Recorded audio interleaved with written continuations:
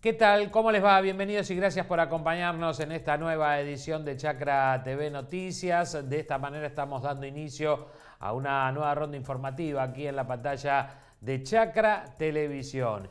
Pero ahora es el momento de conocer estos títulos destacados de la jornada. Mantienen la proyección de producción de maíz argentino en 49,5 millones de toneladas. La cosecha de maíz grano comercial alcanza el 19,8% del total estimado, con un rendimiento promedio hasta la fecha de 88,5 quintales por hectárea, según estima la Bolsa de Cereales de Buenos Aires. Por falta de piso sigue demorada la cosecha de soja, así lo señala un informe de la Bolsa de Cereales de Buenos Aires, que agrega que luego de un progreso intersemanal de 11,7%, se ha cubierto el 25,5% del área apta a nivel nacional, mostrando de esta manera una demora de casi 23% respecto del promedio de las últimas 5 campañas. Los márgenes brutos de la campaña fina 24-25 presentan una baja respecto a la campaña anterior. Esa baja se da traccionada por el aumento del arrendamiento, los fertilizantes y la caída del precio del trigo.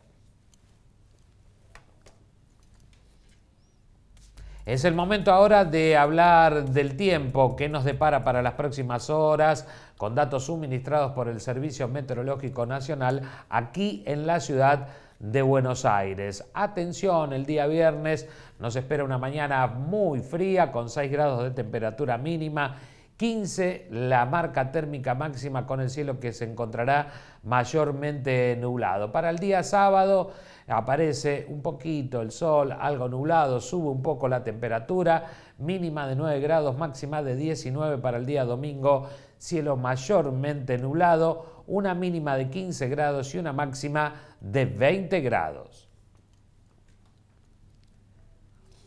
Y comenzamos entonces con el desarrollo de la información, en este caso para contarte sobre números, porque se mantienen la proyección de producción de maíz argentino en 49,5 millones de toneladas. Según estima la Bolsa de Cereales de Buenos Aires, la cosecha de maíz grano comercial alcanza el 19,8% del total estimado, con un rendimiento promedio hasta la fecha de 88,5 quintales por hectáreas. Se prevé además que el 90% de los planteos tempranos en zona núcleo ya fueron cosechados con un rinde promedio de 102 quintales por hectárea. Las enfermedades ya conocidas como el estrés térmico e hídrico y la presencia de la chicharrita han dejado un escenario con importantes pérdidas tanto de rinde como de área cosechable, y en ese contexto y a la espera del comienzo de la cosecha de planteos tardíos, la Bolsa de Cereales mantiene su proyección de producción en 49,5 millones de toneladas. Finalmente, considerando que los productores priorizan el avance tanto de soja como de maíz durante los últimos 15 días, en el caso del sorgo granífero se relevó un progreso interquincenal de cosecha del 7,2%, alcanzando el 28% del área apta, con un rinde promedio de 48,5 quintales por hectárea, lo que significa de esta manera un salto productivo del 64% con respecto a lo que fue la campaña anterior. Para el presente ciclo se prevé, en tanto, una producción de 3,5 millones de toneladas.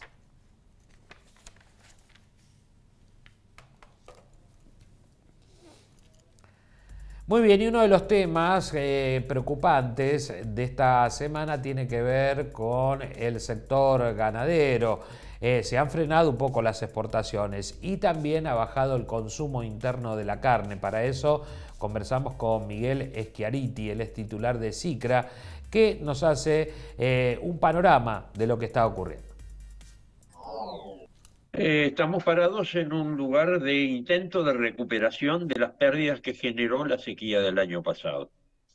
En principio tenemos este año 600.000 terneros menos y después de la liquidación de hembras que hubo en los últimos 6 meses del año, producto también de la sequía, porque los animales no podían comer en el campo y entonces había que achicar el rodeo para que aquellas vacas que estaban preñadas pudieran comer mejor. Y entonces también tenemos que reponer toda esa vaca que se mató de más en el último semestre del año pasado, y eso se repone con vaquillonas. Por lo tanto, vamos a tener una menor oferta y esto seguramente va a generar menor producción de carne. En materia de consumo, hemos leído atentamente el último informe elaborado por SICRA. ¿Cómo estamos y cuáles son las razones? En materia de consumo hemos caído el primer trimestre de este año comparado con el primer trimestre del año pasado, el 18,5%. Es decir, hemos caído de 52 kilos del año pasado a 42 kilos este año en el trimestre. Debemos aclarar que el año pasado, producto de la sequía, hubo una mayor oferta de carne y los precios no se movieron durante mucho tiempo. Ya venían casi sin moverse porque la sequía es una prolongación de la sequía del 22. Y entonces aumentó la producción de carne, los precios no se movieron hasta noviembre y los argentinos consumimos más carne, producto de que elegimos a valores semejantes entre la carne vacuna y las otras dos carnes, elegimos consumir más carne. Por eso la caída es tan grande. Es Hoy uno de los estamos motivos por en... los cuales la caída es tan grande. El otro motivo es precisamente algo que resulta obvio en la Ujú. Argentina de hoy, decir que el poder adquisitivo ha caído el 10% en el primer trimestre, es el motivo por el cual estamos consumiendo más carne de pollo y más carne de cerdo, ¿Y cuál es la situación hoy porque de...? están Sí, sensiblemente más más baratas. barato, sí. De todos modos, en lo que hace a proteína animal, estamos en un buen número, digo yo, de consumo per cápita. Sí, sin ninguna duda, estamos en 42 kilos de carne de vacuna, 58 kilos de pollo, perdón, 48 kilos de pollo y 23 kilos de cerdo. Nos ubica por encima de los 100 kilos este, de, de consumo por habitante y por año, y esto está por encima de lo que recomienda la Organización Mundial de la Salud, que dice que se deberían consumir 100 kilos de proteína animal por año.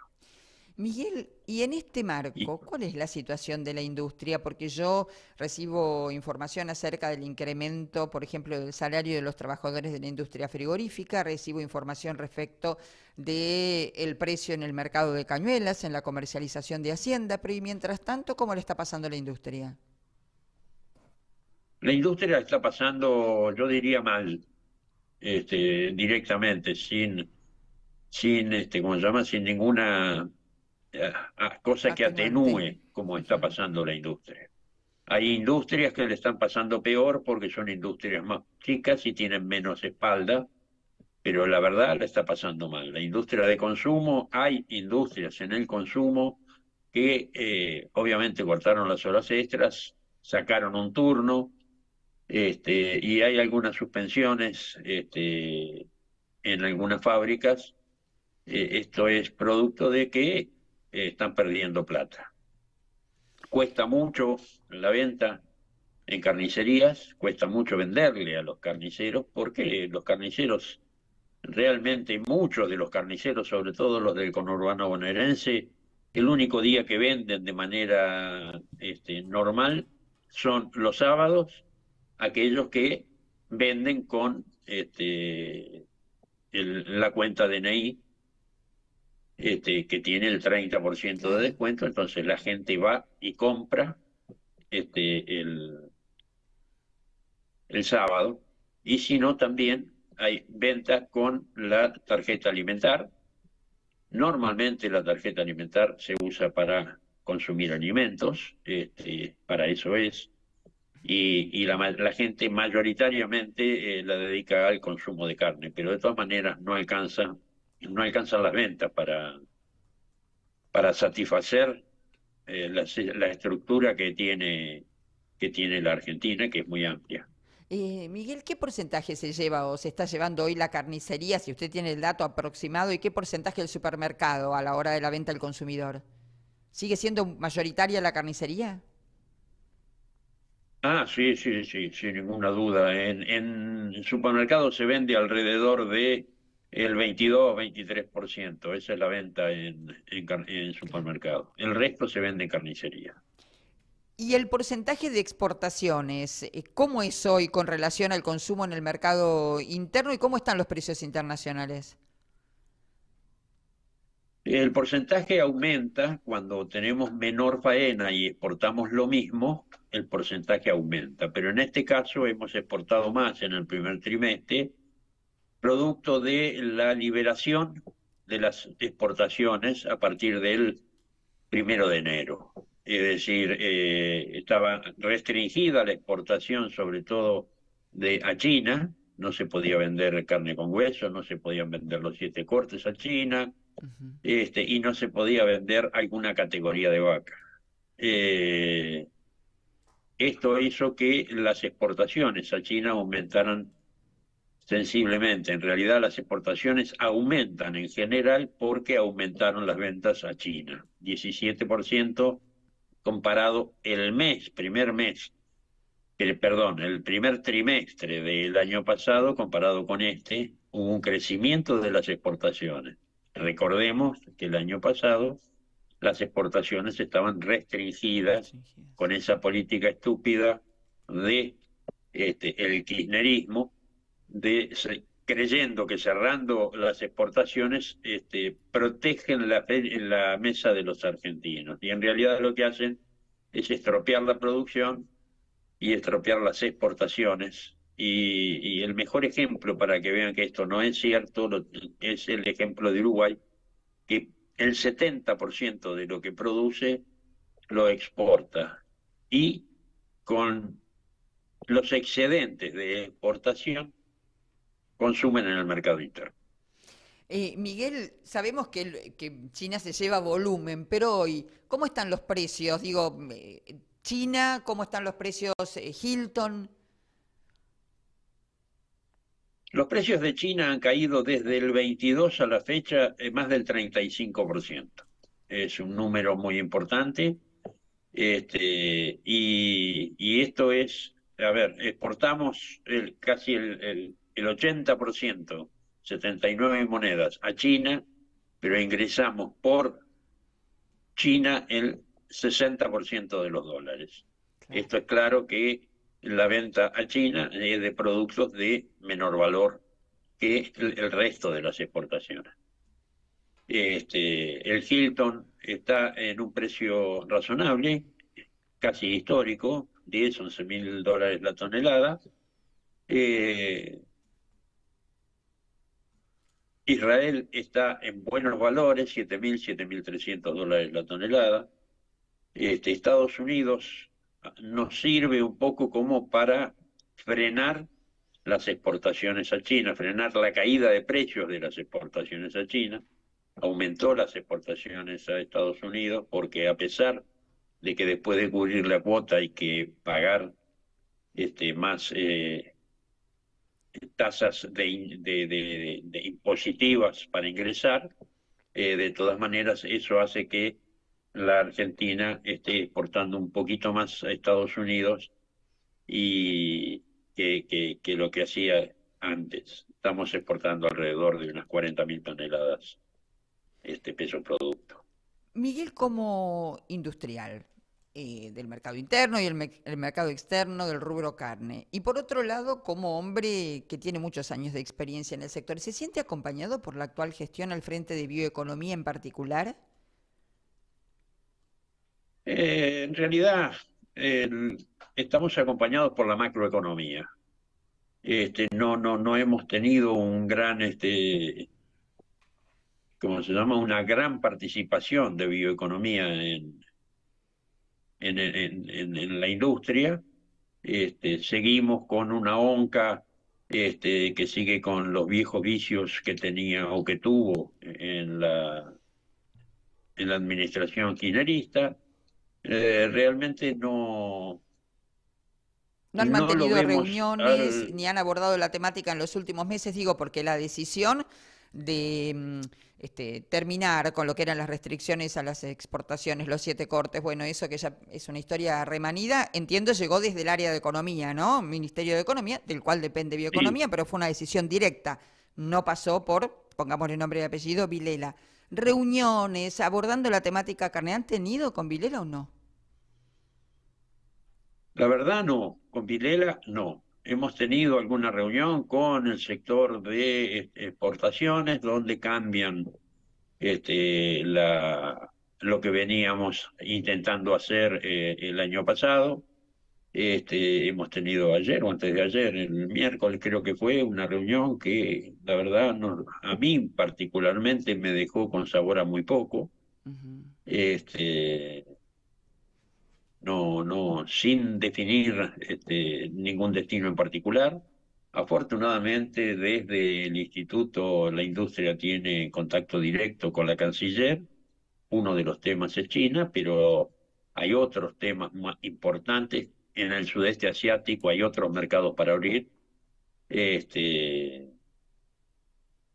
y me parece que por ahí están trabajando. Me parece que el secretario Vilela le han recortado hasta el personal, su mano derecha. Me parece que tiene poco peso en las decisiones de política sectorial. Schiaretti, la salida hoy a la ganadería con esta coyuntura económica, no descarto la coyuntura política que se atraviesa con una gestión nueva, ¿está por la exportación? La salida está por la exportación, que es lo que nos va a permitir aumentar la producción. Si no aumentamos la producción, Claro. recordemos que en la época de Moreno, gobierno de Cristina, perdimos 12,5 millones de cabezas, precisamente por las restricciones que puso ese señor, no solo a las exportaciones, sino que pretendía ponerle precios máximos a la carne. Y entonces el productor, cansado de perder plata, liquidó 12,5 millones de cabezas. Todavía no hemos recuperado ni la mitad. ¿El stock actual, según los Lo datos de que vacunación del necesita, SENASA? perdón. Perdón, esto es según los datos de vacunación que aporta el SENASA, naturalmente, son datos oficiales, digamos, no, no es que estamos elucubrando que no se recuperó, son datos oficiales. Son datos oficiales, sí, sí, exactamente en función de la vacunación del SENASA, que la última vacunación es adultos y jóvenes, y de ahí sale Claro. el cálculo de esa, precisamente de eso, de esa estadística sale el Claro. número. Estamos con 53 millones, casi 53 millones de cabezas, cuando la Argentina tenía 60 millones de cabezas. Llegamos a caer a 47,5 millones, es decir, no hemos recuperado ni la mitad de la pérdida. Para esto lo que necesitamos es, o lo que necesita el sector, es que no participen, que el Estado no se meta, no regule. Lo único que puede hacer el Estado, lo primero que debe hacer el Estado es bajar el 9% de retenciones a las exportaciones, y lo segundo que podría hacer, que sería muy importante para el sector, es créditos a valor producto para la retención de vientres y poder aumentar el stock. Hasta que no aumentemos el stock, vamos a tener problemas de abastecimiento. Vamos a estar como en este momento, donde si aumenta la exportación, lo debe hacer a expensas del consumo, porque, bueno, la sequía del año pasado puso a la ganadería en una muy mala situación. Muy bien, cambiamos de tema y en el marco de lo que fue el primer remate de soja del año de esta campaña 23-24 allí en la ciudad de Rosario, estuvimos conversando con Emils Terré. Ella es economista y bueno, hacía un análisis de lo que puede llegar a pasar este año con la campaña de soja. Bueno, la verdad es que en general veníamos con un régimen de lluvias que se normalizó en los últimos meses, pero lamentablemente ahora que estamos en plena etapa de cosecha, estas lluvias recurrentes ya están empezando a complicar la trilla, la cosecha en los lotes.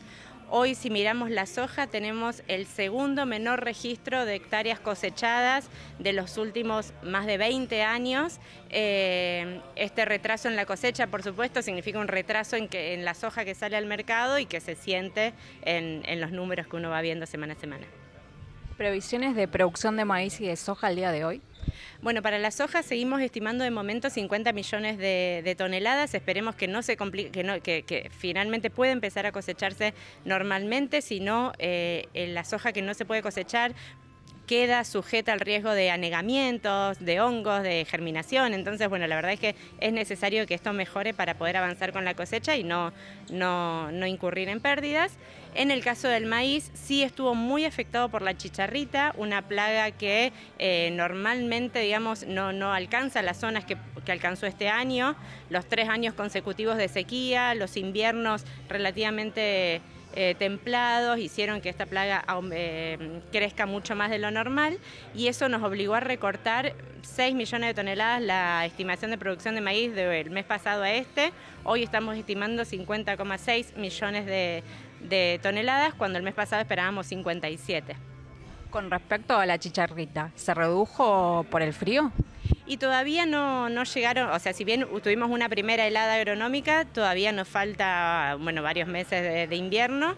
Si el invierno es relativamente frío, podemos esperar un mejor control de la plaga y también, bueno, este cultivo para poder pasar el invierno necesita estos puentes verdes, digamos, de donde alojarse. Así que, bueno, según cómo evolucione van a ser probablemente, digamos, las dos cuestiones de manejo que más puedan reducir la población de cara a la próxima siembra. Vamos a ver cómo discurre.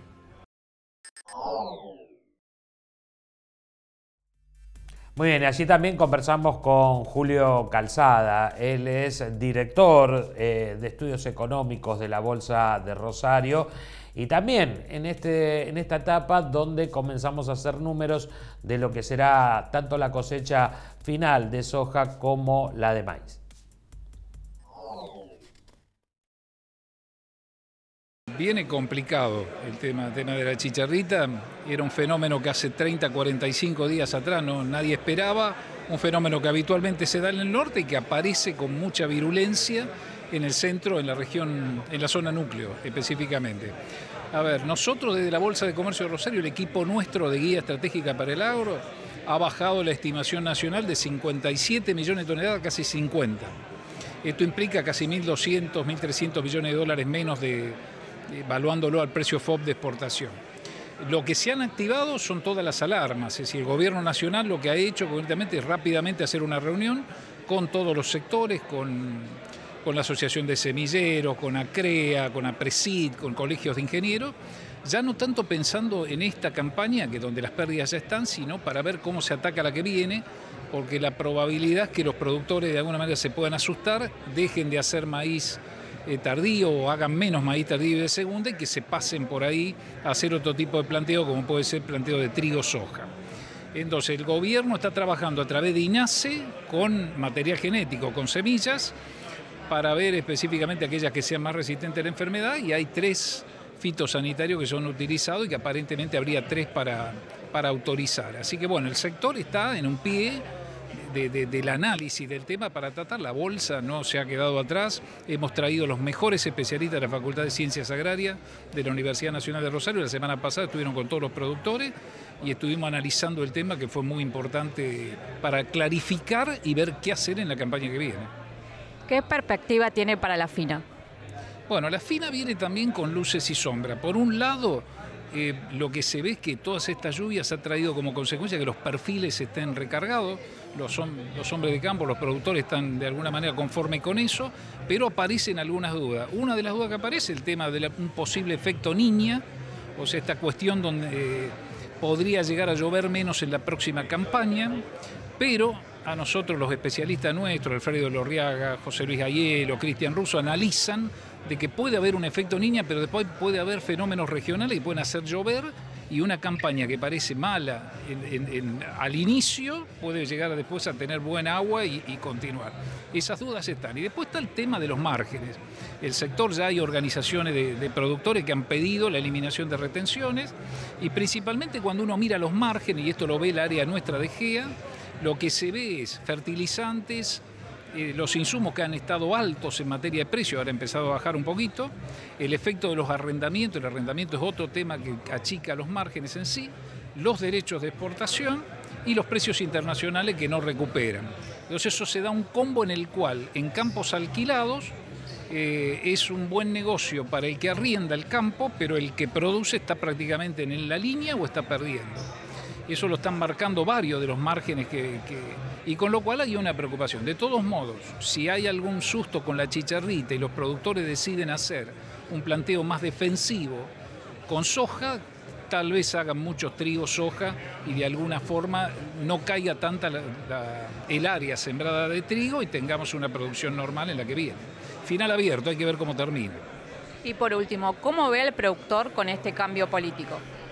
Bueno, a ver, lógicamente cuando uno dice los productores no puede generalizar, porque puede encontrar productores que estén a favor de este gobierno o hayan estado a favor de otras corrientes políticas. El productor abre un compás de espera a la vista ve por un lado como elementos positivos la eliminación de ciertas restricciones a las exportaciones, los volúmenes de equilibrio, los cambios en la desregulación. Pero por el otro lado persiste el pedido concretamente de bajar las retenciones, de que las retenciones se llevan una parte muy importante de la producción y hace, como específicamente en este caso de trigo, hace que esté prácticamente nivelado. Hay una espera, una espera de alguna forma a ver la evolución de la macroeconomía en sí. La preocupación hubiera sido la dolarización, que parece que no se va a concretar, con lo cual abre un compás de espera al haber, pero el reclamo de todos los productores siempre es prácticamente el tema de derecho de exportación.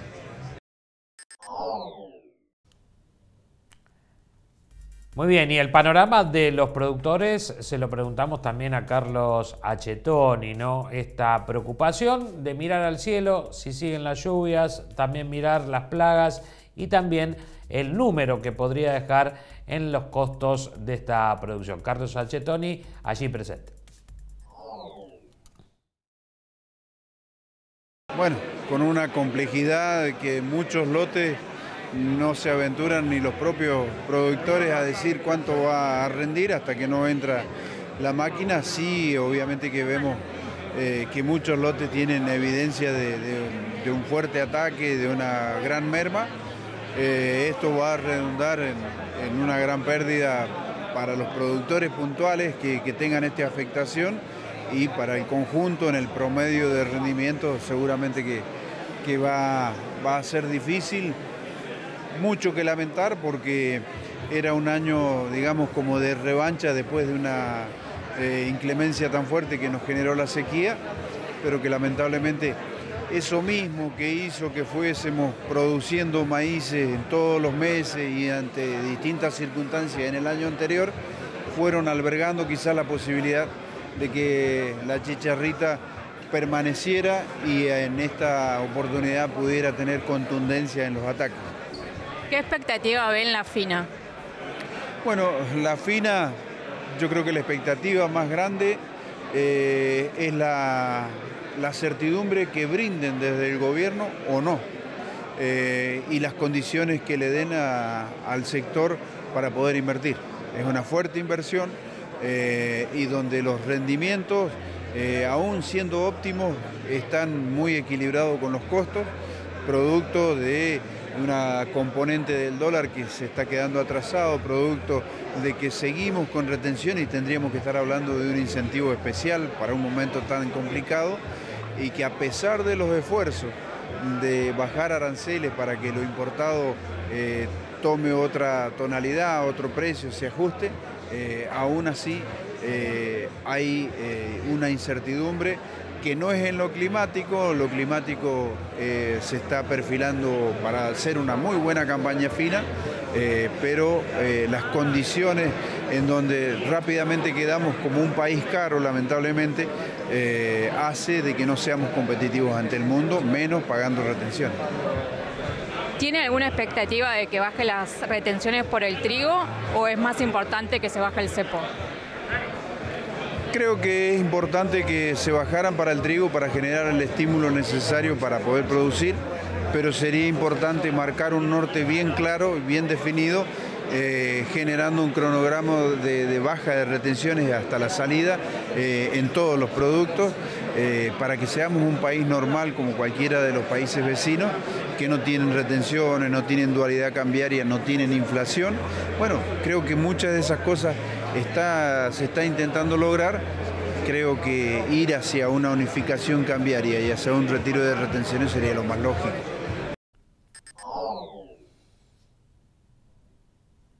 Muy bien, es el momento ahora de hacer una breve pausa. Quédese con nosotros. Enseguida regresamos con más información.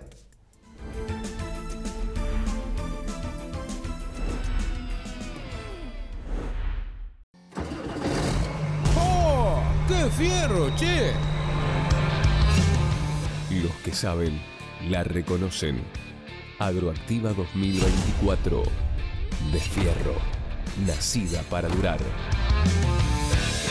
5 al 8 de junio. Armstrong, Santa Fe.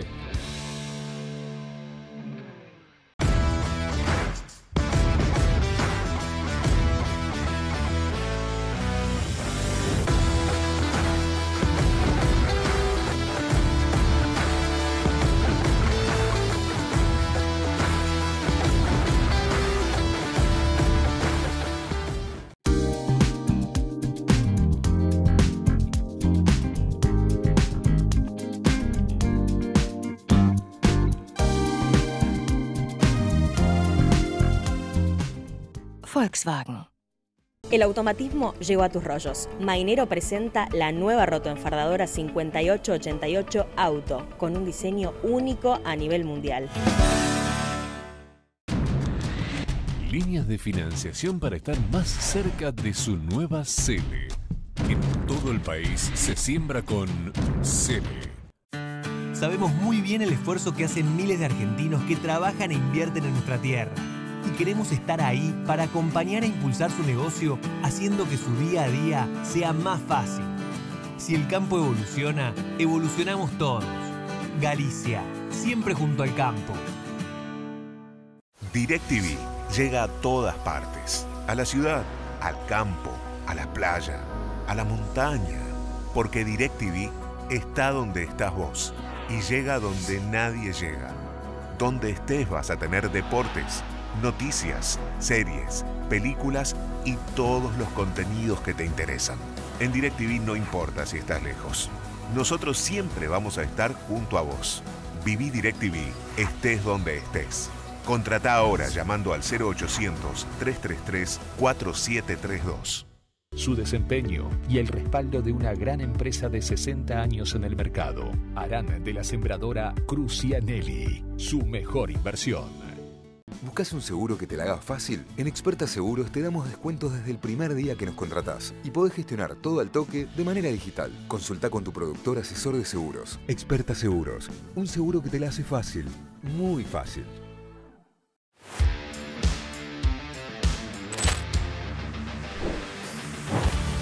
En marzo celebramos los 15 años del Grapper argentino. Sumate vos también a nuestra comunidad. Piersanti. Buenas cosechas. Nuestra yerba de hierbas serranas es un clásico. ¿Y si le agregamos la frescura y sabor a limonado del cedrón? Hierbas serranas con cedrón. Incorpora más sabor a tus mates. Seguinos en Cachamay Oficial. Somos pioneros y especialistas en tolvas autodescargables. Nos avalan más de 90 años junto al productor agropecuario de Argentina y el mundo. Somos la pasión y el profesionalismo puestos al servicio de la innovación. Somos Cestari. Escribimos la historia. Carne Argentina. Carne sustentable. ¿Sabías que la producción ganadera argentina se hace de manera sustentable? Un gran porcentaje de la producción se desarrolla en praderas y pastizales naturales, permitiendo mantener carbono y agua en los suelos, conservar materia orgánica y mantener la biodiversidad del ecosistema. Carne Argentina. Carne sustentable. Encontrá más información en www.ipcba.com.ar. ¿Sabías que solo el 3% de la superficie de nuestro planeta es tierra cultivable?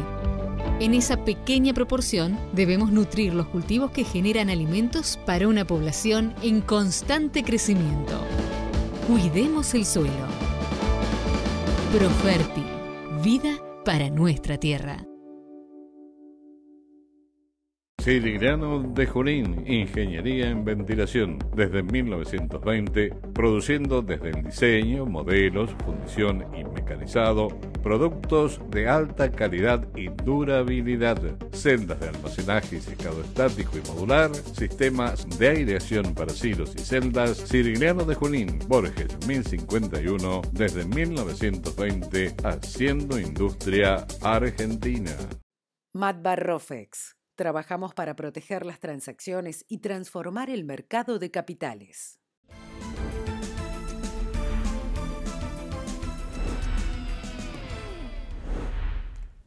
Muy bien, ya estamos de regreso aquí en la pantalla de Chacra Televisión y seguimos avanzando con más información. Y ustedes habrán escuchado que el gobierno había suspendido los aumentos, entre ellos, además de la luz y el gas, el aumento de los combustibles. ¿Y qué pasó en el día de ayer? Finalmente los aumentos se dieron un 4% pese a que se postergó el aumento del impuesto. Las empresas petroleras actualizaron los valores de los combustibles en un 4% debido a la devaluación mensual del peso frente al dólar del 2% y el aumento del barril del petróleo. La decisión fue a pesar de que el gobierno de Javier Milei postergó por un mes la actualización del impuesto a los combustibles para evitar que haya aumentos fuertes en el mes de mayo. Desde la Casa Rosada, el objetivo es claro: que el índice de inflación continúe en descenso.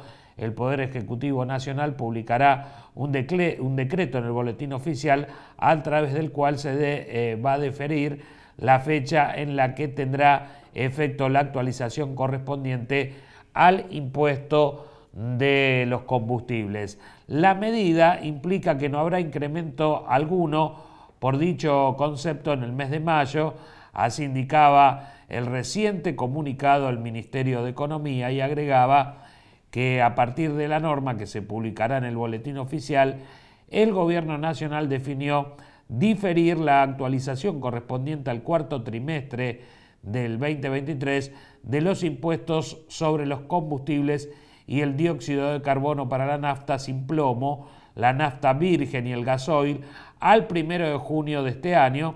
De esta manera, la medida garantiza previsibilidad al sector y establece que no habrá incremento alguno por dichos conceptos durante este mes de mayo. Cabe destacar que la suba iba a ser alrededor del 7,3%, finalmente terminó siendo de un 4%.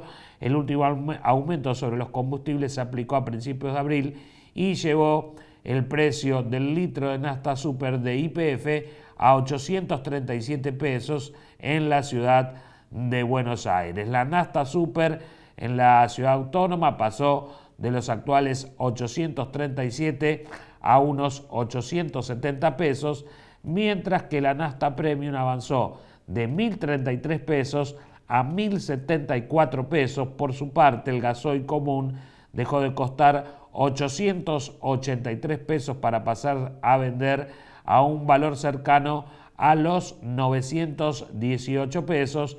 Por último, el gasoil premium avanzó de los 1.123 pesos a los 1.167 pesos, tomando en consideración los valores más económicos del mercado. Cabe destacar que estos precios obviamente son en la ciudad de Buenos Aires.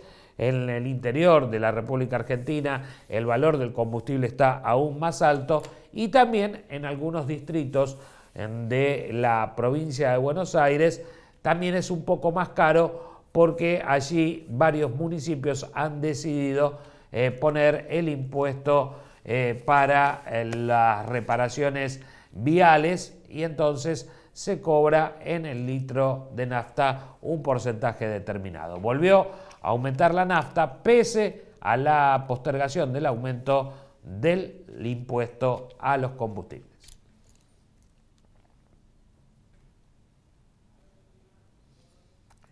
Muy bien, y vamos ahora a una información muy pero muy importante para todos los productores, que tiene que ver con el tiempo. ¿Cuál será la cantidad de lluvias que tendremos en los próximos días?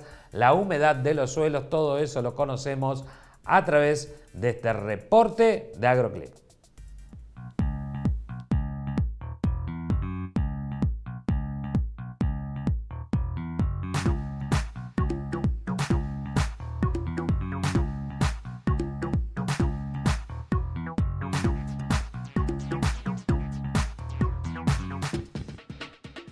Lo primero es acompañarte siempre. Cotiza tu campo en granizo4x4.com.ar. La Segunda Seguros. Lo primero sos vos.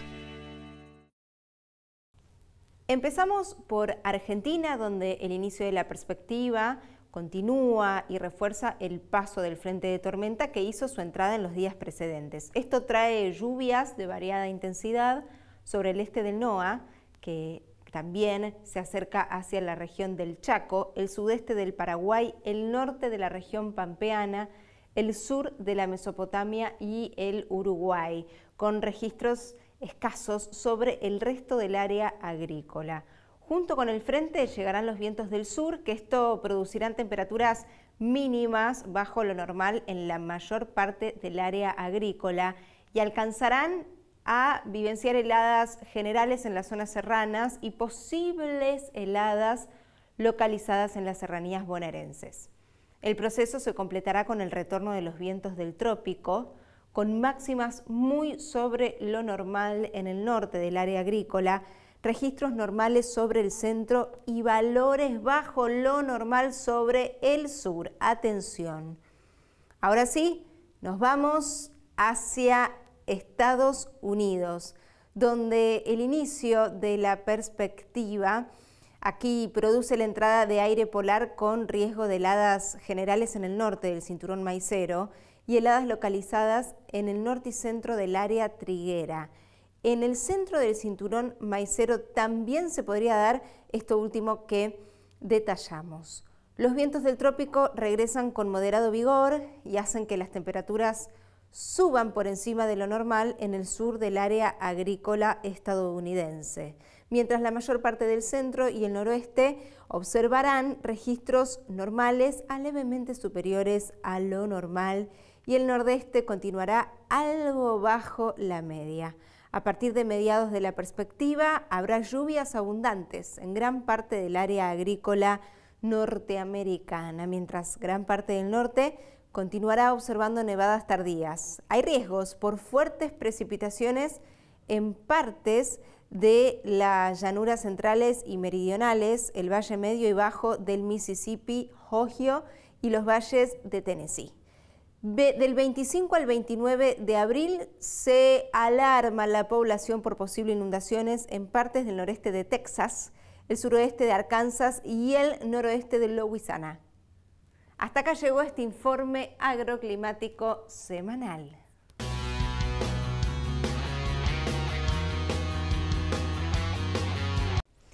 Nos vamos a Ecuador junto a las mariposas, que son tan alabadas, tan apreciadas, pero que los científicos las necesitan como bioindicadoras. 4.000 especies de mariposas en Ecuador, y así trabajan los biólogos, las biólogas, para seguir analizando los efectos del cambio climático.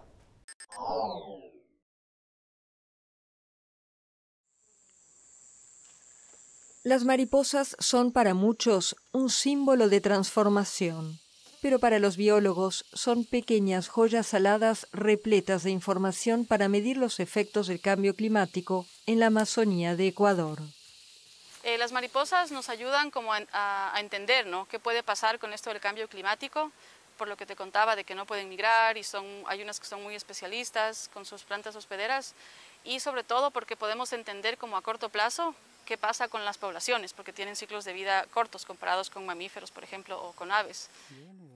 En Ecuador, un país pequeño pero mega diverso, hay cerca de 4.000 especies de mariposas.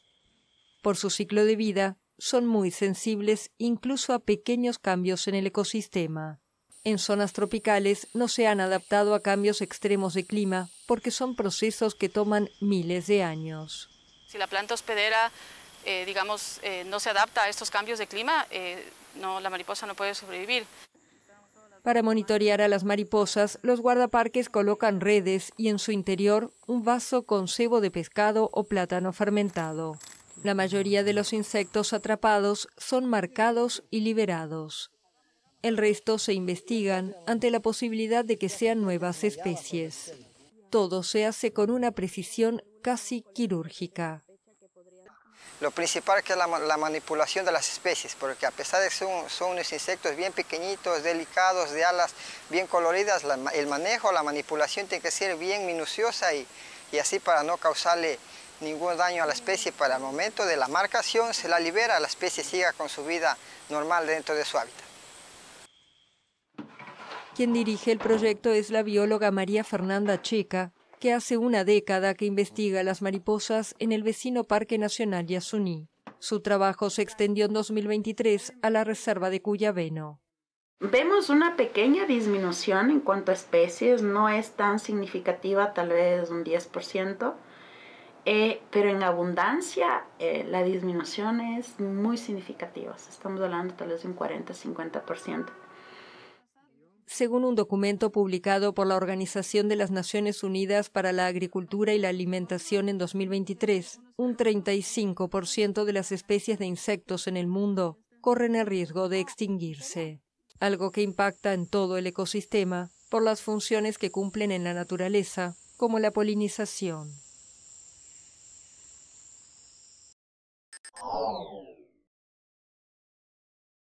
El dengue en Latinoamérica sella este momento, este 2024, este trimestre que ya transitamos, como el brote histórico de la enfermedad. El 80% de los casos se concentra en Brasil.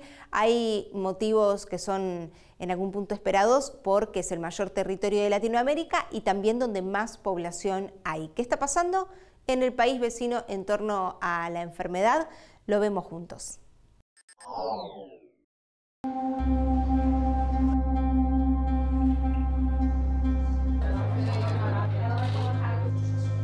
En el primer trimestre del año fueron registrados 3,5 millones de casos en las Américas. Esta cifra triplica el número de contagios contabilizados en el mismo periodo de 2023, que fue el año récord en el mundo. 3 países del Cono Sur, Brasil, Paraguay y Argentina, suman el 92% de los casos y el 87% de las muertes causadas por este virus. Brasil es con diferencia el país más afectado de la región, ya que acumula más del 80% de los casos. El país tropical en lo que va de año ya ha superado las 1.100 víctimas mortales y más de 10 estados federados tuvieron que declarar la emergencia sanitaria, lo que afecta a más de 500 municipios. Las cifras son impactantes. Hay más de 3 millones de casos registrados, de los que unos 30.000 son considerados graves. Además, cerca de 2.000 fallecimientos están siendo investigados. Entre los estados más afectados destacan el Distrito Federal, donde se encuentra la capital, Brasilia, Río de Janeiro, São Paulo, Minas Gerais y Espíritu Santo. Expertos climáticos y epidemiólogos coinciden en que la explosión de contagios se debe a una combinación de calor excepcional y lluvias intensas. A finales de marzo, Río de Janeiro alcanzó las temperaturas más altas desde que existen mediciones. La sensación térmica superó los 62 grados. El fenómeno meteorológico de El Niño es en gran parte responsable, pero hay más razones. El mosquito del dengue necesita temperaturas más elevadas, de 25 hasta 35 grados para su proliferación aquí en Brasil. Entonces, si tenemos al niño causando olas de calor más frecuentes y más intensas, esto acaba favoreciendo la reproducción de estos mosquitos. Y cuando pensamos en el cambio climático en el largo plazo y en el calentamiento global, tenemos proyecciones para las próximas décadas de un aumento de las temperaturas. Eso indica que podremos tener una ampliación del periodo de proliferación de estos mosquitos. Antes, los mosquitos y los casos de dengue eran mucho más frecuentes durante el verano. Hoy se están extendiendo a otras estaciones en las que las temperaturas solían ser más amenas, ya que tenemos un aumento de las temperaturas medias, o sea, podemos tener casos en primavera, en otoño e incluso en invierno, en el caso de los peores escenarios proyectados hasta el final de este siglo XXI. El dengue es transmitido por el mosquito Aedes aegypti, un insecto originario de Egipto que a lo largo de los siglos se extendió por las regiones tropicales y subtropicales de todo el mundo. En Brasil, este mosquito, que también puede transmitir el chikungunya, el Zika y la fiebre amarilla urbana, llegó en los siglos XVII y XVIII a través de los barcos que traían a América Latina a los esclavos africanos. La enfermedad sigue un patrón estacional y su transmisión se concentra en la primera mitad del año. Según el Ministerio de Salud, la epidemia de dengue estaría llegando a su fin. De hecho, al menos 8 estados registran una disminución de los casos, pero no es el momento para relajarse porque marzo fue el mes de la serie histórica con más muertes por dengue.